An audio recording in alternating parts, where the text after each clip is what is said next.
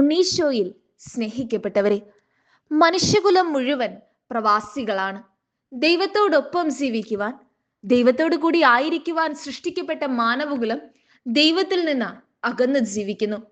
അവന്റെ ഈ ഭൂമിയിലെ ജീവിതം മുഴുവൻ ദൈവത്തെ തേടിയുള്ള യാത്രയാണ്.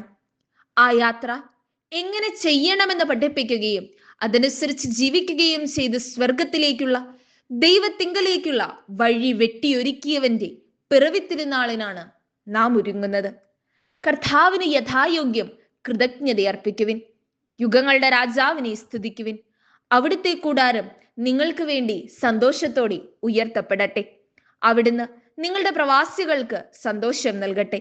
ദുഃഖിതരുടെ മേൽ അവിടുത്തെ സ്നേഹം തലമുറകളോളം എന്നേക്കും ചുരിയട്ടെ. തോബിത്ത് 13:10. ഇതാ, ദൈവത്തിന്റെ കൂടാരം മനുഷ്യരോടുകൂടി എന്ന് പറഞ്ഞുകൊണ്ട് സ്വന്തം ഇഷ്ടപ്രകാരം പ്രവാസം തെരഞ്ഞെടുത്ത് നമ്മുടെ ഇടയിലേക്ക് ദൈവസന്നിധി നമ്മുടെ കൂടെ ആയിരിക്കുവാനായിട്ട് കടന്നു വന്നവനാണ് ഈശോ മിശിഹ. ദൈവവുമായുള്ള സമാനത നിലനിർത്തേണ്ട കാര്യമായി പരിഗണിക്കാതെ തന്നെ ശൂന്യനാക്കി ദാസന്റെ രൂപം സ്വീകരിച്ച് അവൻ നമ്മുടെ ഇടയിലേക്ക് ഇറങ്ങി വന്നു. അതെ, അവനും പ്രവാസിയായി നമ്മുടെ ഇടയിലേക്ക് വന്നു. അവന്റെ ജനനം തന്നെ പ്രവാസത്തിലായിരുന്നു. കൂടെ ആരുമില്ലാതെ അലഞ്ഞുതിരിക്കുന്ന യാത്രകൾക്കിടയിൽ ഒരു കാലിത്തൊഴുത്തിൽ അവൻ ഭൂജാതനായി. പ്രവാസികളുടെ ആകുലതകളും വേദനകളും അവരുടെ ഗദ്ഗതങ്ങളും അവൻ അനുഭവിച്ചറിഞ്ഞ് അത് പങ്കിട്ടു.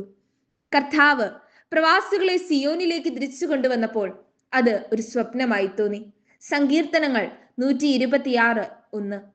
അതെ, ഈ പ്രവാസത്തിന് ശേഷം നാം നമ്മുടെ മരണശേഷം ദൈവത്തോടൊപ്പമാകണമെന്നുള്ള അധമ്യമായ ആഗ്രഹത്തിലേക്ക് നമുക്കെത്താം. അതനുസരിച്ച് നമുക്ക് ജീവിക്കാം. പ്രവാസികൾ ഓരോരുത്തരും ഭൂമിയിലെ തീർത്ഥാടക സഭയുടെ പരിച്ഛേദമാണ്. നമുക്കിന്ന് ഉപവസിച്ച് പ്രവാസികളെ സമർപ്പിച്ച് പ്രാർത്ഥിക്കാം. നിറവയറോടെ നീണ്ട യാത്ര ചെയ്ത് ബന്ധുക്കളിൽ നിന്ന് അകന്ന് പ്രവാസിയായി തന്റെ ഉദരത്തിൽ ഉരുവായ ദൈവപുത്രനെ വളർത്തിയ പരിശുദ്ധ അമ്മയുടെ മാധ്യസ്ഥം തേടി 3 പരിശുദ്ധരാജ്ഞി എന്ന ജപം ചൊല്ലി അമ്മയുടെ മാധ്യസ്ഥം നമുക്ക് യാചിക്കാം.